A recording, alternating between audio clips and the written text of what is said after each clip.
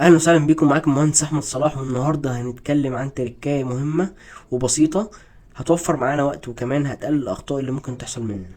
نفترض ان انا عندي دلوقتي في الفيو اللي انا فيه ده عاوز اعمل حاجة فيه بشكل مؤقت، لكن الفيو معمول عليه assign view template.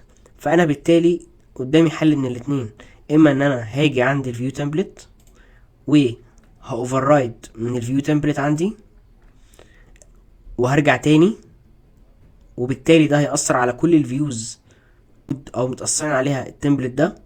اما ان انا هعمل نون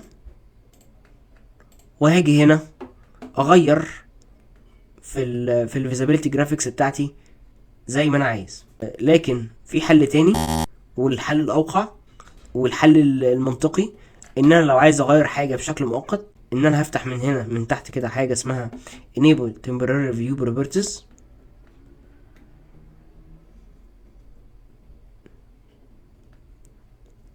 وبالتالي انا هلاقي انه الفيو تمبلت معايا معمول له جريد اوت، واقدر اتحكم في الفيوز انا زي ما انا بتحكم في اي فيو من غير تمبلت بالفي في عندي او بالفي جي، ايا كان الاختصار اللي انت بتستخدمه.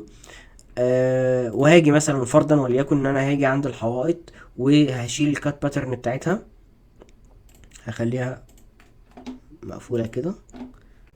هلاقي الكات باترن بتاعت الحيطة بتاعتي مختفية بالشكل ده. دلوقتي انا عايز ارجع بقى للتمبلت ده، وعايز اخلي التمبلت ده هو اللي شغال معايا. طيب هعمل restore view properties،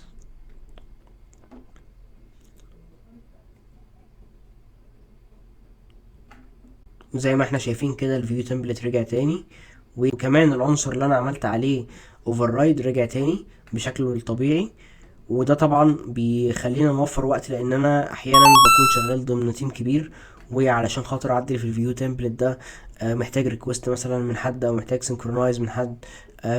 احيانا بيكون ان انا لو جيت عملت تعديل هنا في التمبلت بتاعي هضطر ان انا اعمل له اندو، ولو ما عملتش اندو الحاجه دي هتسيف عليها، فبالتالي ممكن تطلع بشكل مش مناسب في البرزنتيشن.